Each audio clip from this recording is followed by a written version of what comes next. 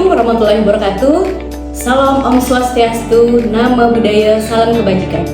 Perkenalkan, saya Sri Ayetina Hayati, SPD MPD, dosen tetap program studi bimbingan dan konseling Fakultas Keguruan dan Ilmu Pendidikan Universitas Islam Kalimantan Muhammad Arsad Al-Banjari, Banjarmasin. Pada kesempatan ini, saya akan menyampaikan mata kuliah yang saya ampu, sesuai dengan bidang keahlian saya, yaitu mata kuliah bimbingan dan konseling keluarga. Mata kuliah ini ditujukan untuk mahasiswa program studi bimbingan dan konseling semester 6 tahun ajaran genap. Dengan kode mata kuliah MBK 3611 berbobot 2 SKS. Dilaksanakan dalam satu semester dengan 16 kali pertemuan tatap muka, terdiri dari 14 kali pertemuan dan 2 kali pertemuan terdiri dari ujian tengah semester dan ujian akhir semester. Mata kuliah bimbingan dan konseling keluarga ini membekali mahasiswa dengan pengetahuan, keterampilan, dan sikap profesional dalam memahami dinamika keluarga, serta menyelenggarakan layanan bimbingan dan konseling keluarga.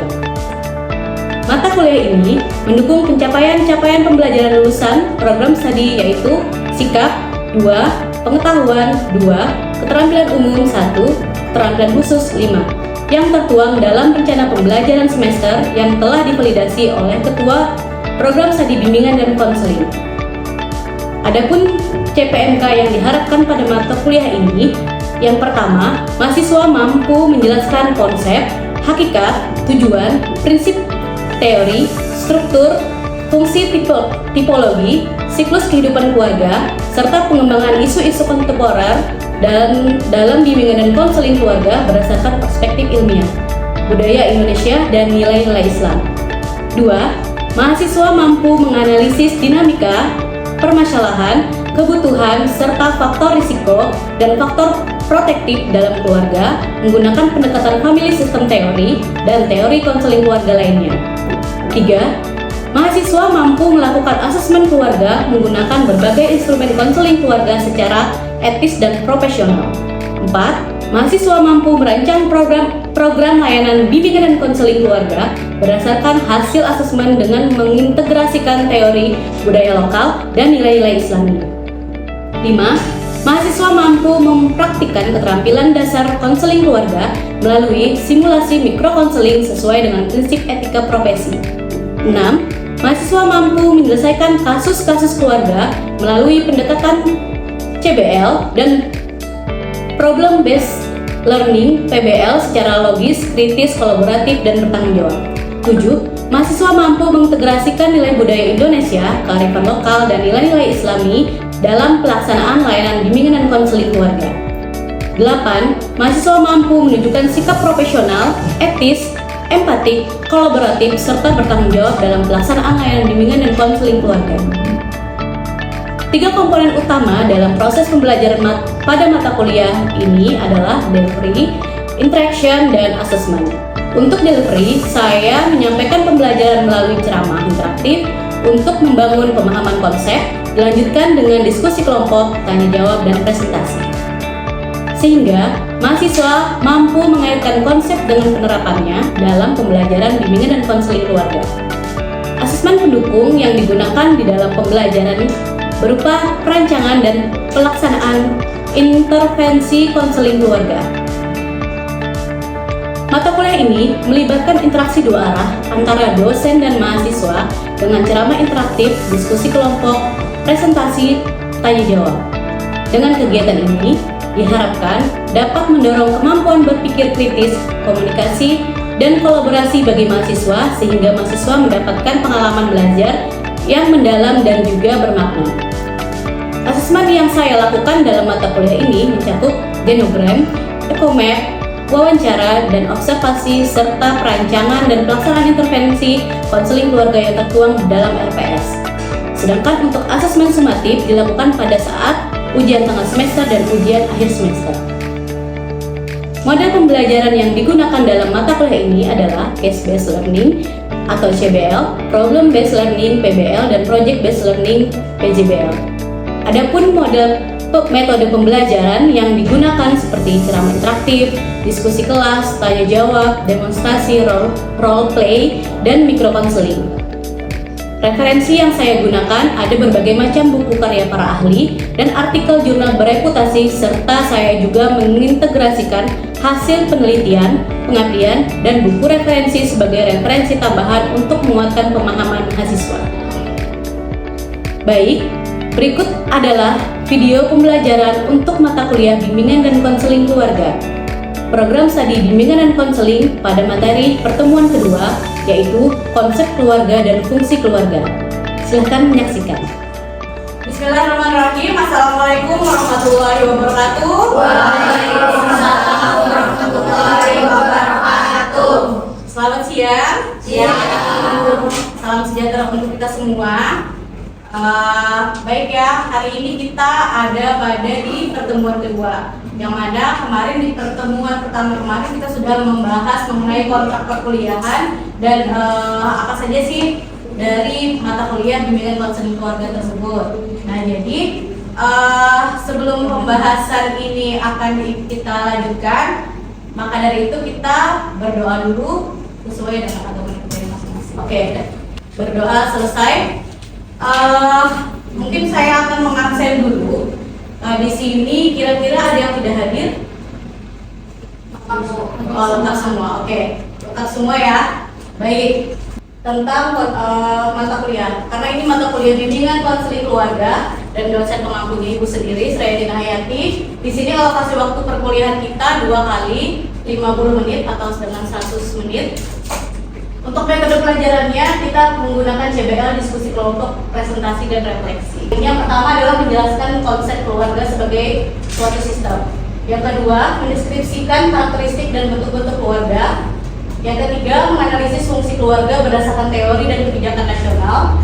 Yang keempat, mengidentifikasi pengaruh disfungsi keluarga terhadap perkembangan anggota keluarga. Dan yang terakhir, yang kelima, yaitu menghubungkan konsep fungsi keluarga dengan praktik bimbingan konseling keluarga.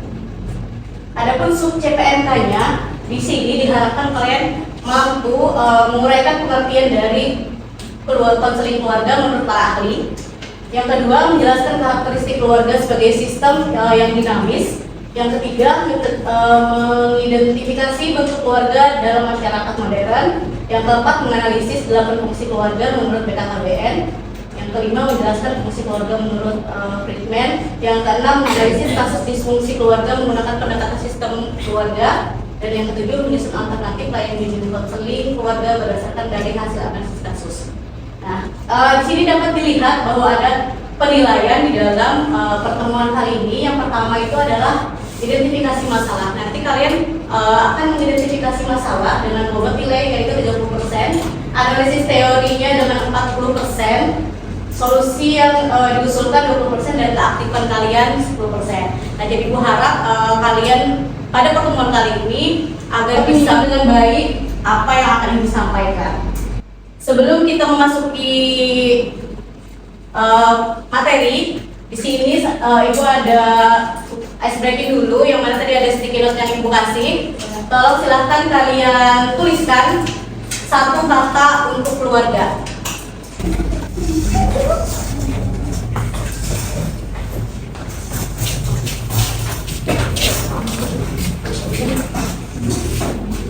Sudah semua? Sudah. Oke. Mungkin Ibu akan membacakan dari tulisan kalian apa sih satu kata keluarga bagi kalian. Di sini ada kebahagiaan, rumah, kebersamaan, cinta, segalanya, kesayangan, harmonis, kehidupan, bersama, cemara, kebahagiaan lagi, bermakna, kehangatan, kesayangan, ada cinta lagi, terus ada rumah, hubungan, bahagia, indah, kesayangan. Oke, baik. Dari beberapa kata ini yang kalian tuliskan adalah gambaran ketika di dalam suatu keluarga. Ya, ini kalau misalkan melihat dari apa yang kalian tuliskan ini adalah yang bahagia-bahagianya nih. Gak ada yang sedih kayaknya ya. Tidak ada keluarga yang tidak harmonis nih, keluarga bahagia semua kayaknya.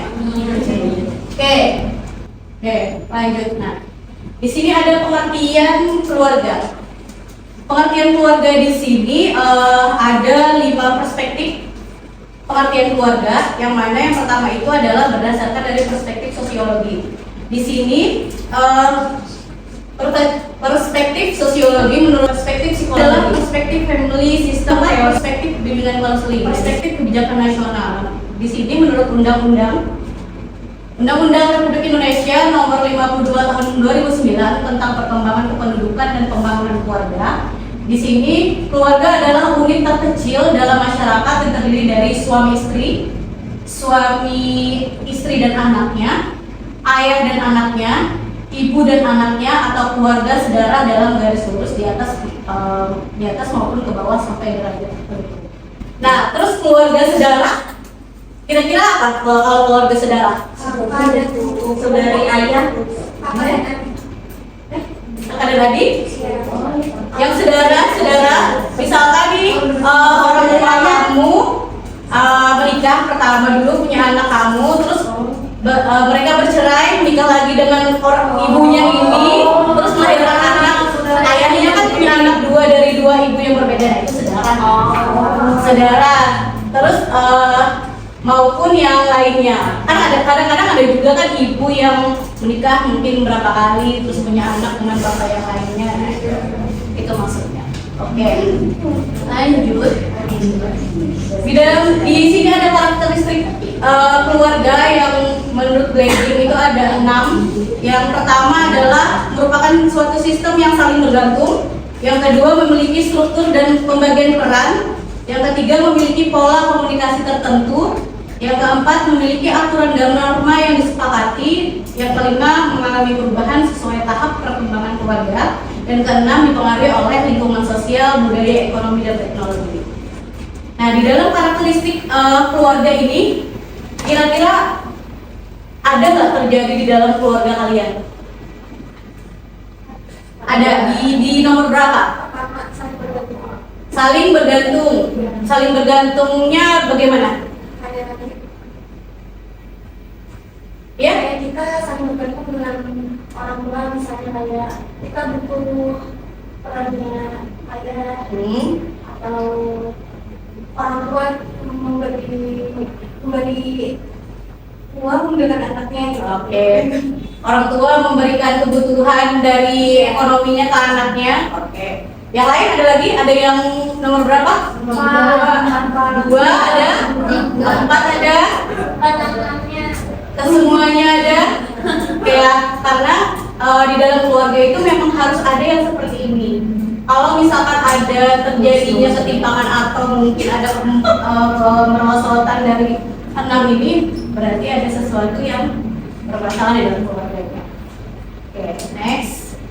Nah, di sini juga ada konsep keluarga sebagai sistem, yang mana menurut Nicole dan Davis 2024, di sini tugas konselor perlu melihat permasalahan individu sebagai bagian dari pola interaksi keluarga, bukan hanya dari masalah pribadi. Jadi masalah yang dilihat di dalam konsep dari keluarga sebagai sistem ini adalah kita sebagai konselor bukan lagi melihat ke individunya, tapi ke keluarganya.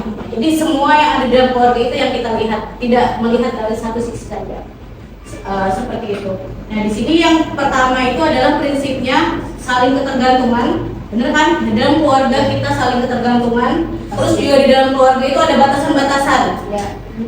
Jelas pasti ada. Terus pola komunikasi. Apabila komunikasinya baik, pasti akan berjalan dengan lancar. Terus juga homeostasis juga di sini, kestabilan emosi dan perilakunya juga.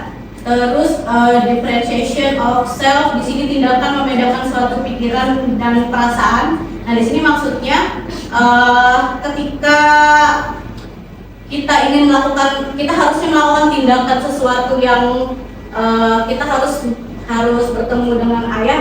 Misalkan berantem nih sama ayah, hal yang harus kita lakukan adalah kita harus minta maaf dengan ayah.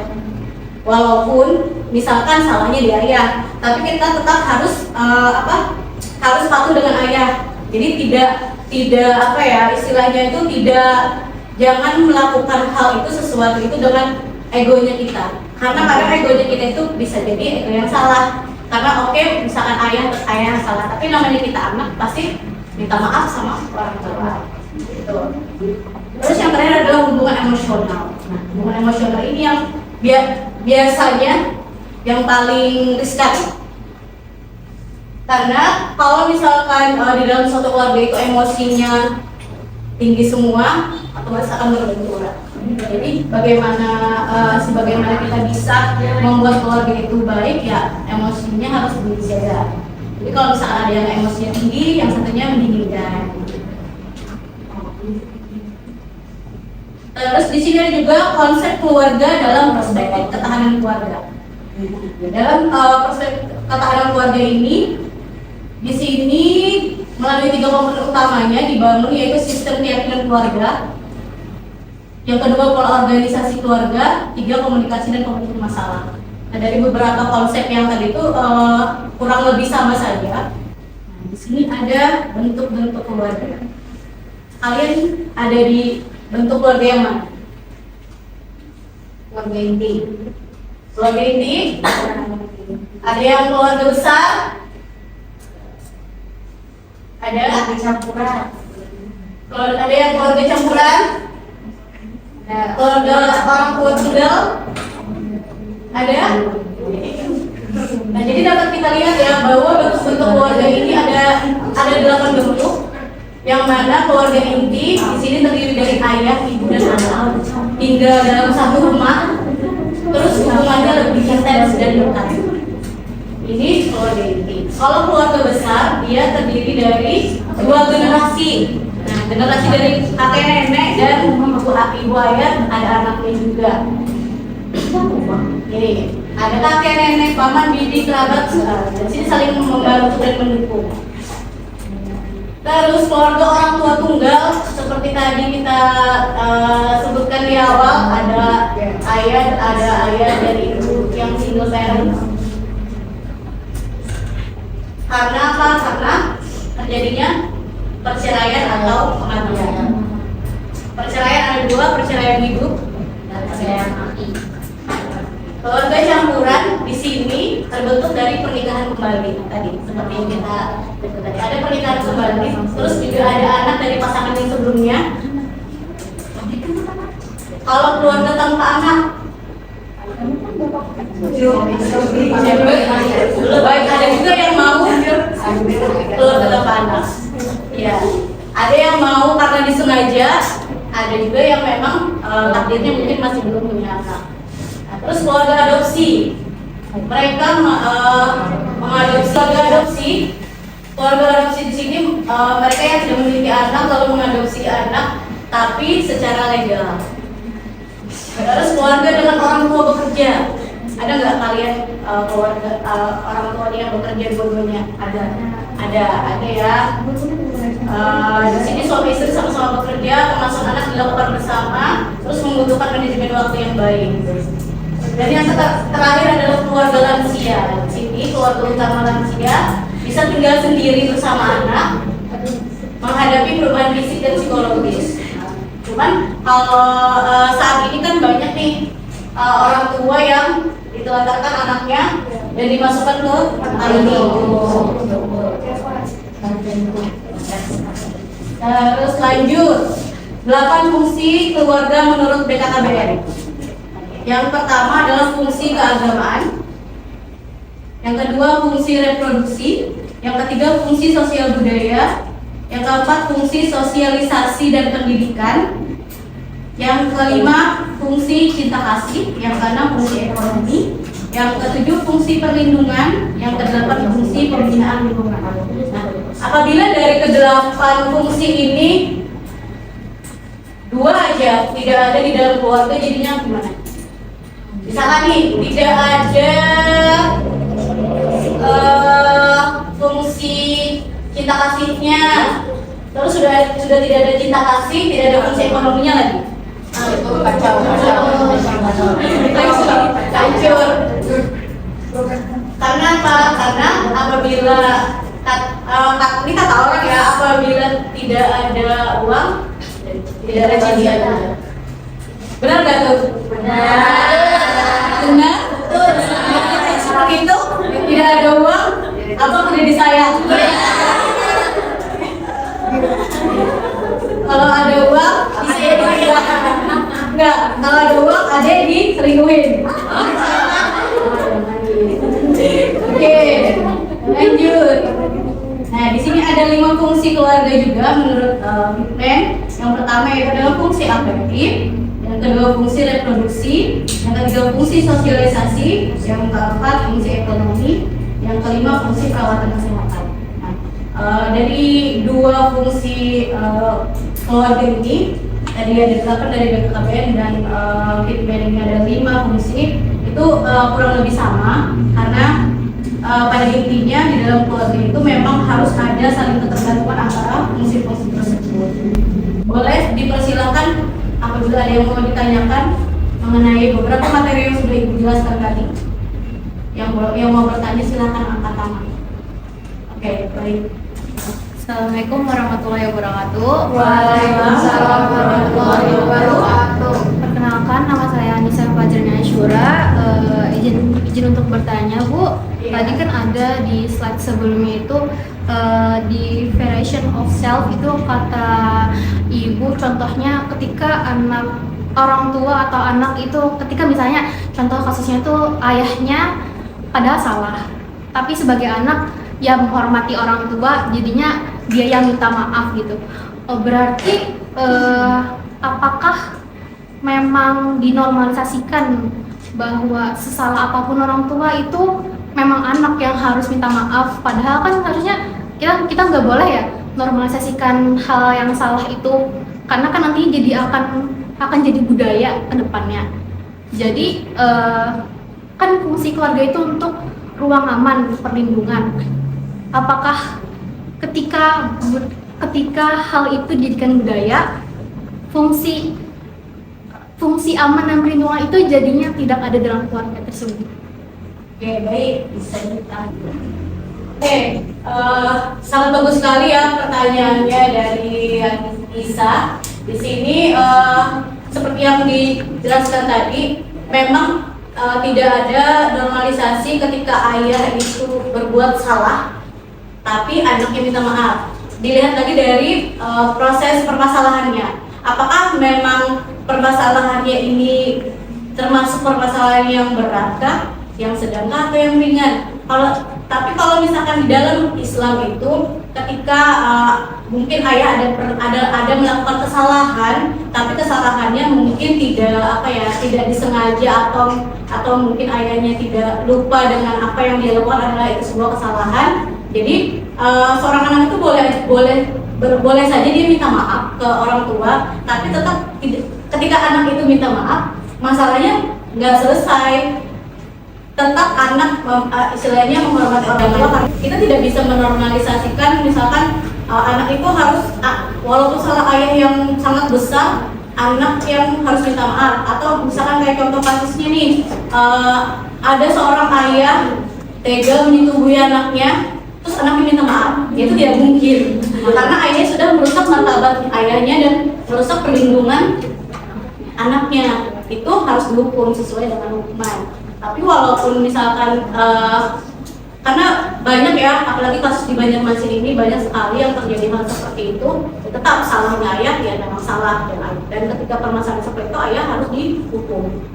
Dan anak bisa saja dia mengucapkan maaf, tapi maafnya itu bukan dari maaf karena ayah mungkin menyetubuhi dia gitu, bukan seperti itu, tapi maafnya anak sebagai patuh dengan orang tua yang sewajarnya dia menghormati orang tua aja, nggak yang harus dia yang mungkin misalkan kan dia yang minta maaf ya, yang mungkin. Oke, baik ya, bagaimana? Baik, terima kasih. Oke, kalau begitu karena tadi udah Ibu jelaskan ya berbagai macam dari konsep sampai fungsi keluarga. Nah di sini silahkan kalian bagi kelompok, bagi tugas kelompok. Dapat kalian lihat di sini, karena di sini ada 20 orang tadi ya. Karena 20 orang hadir semua, maka itu bentuknya kelompok diskusi.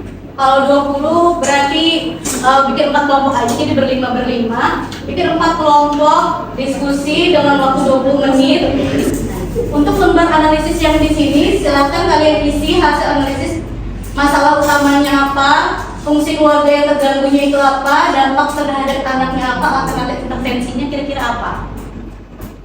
Itu ya? Oke.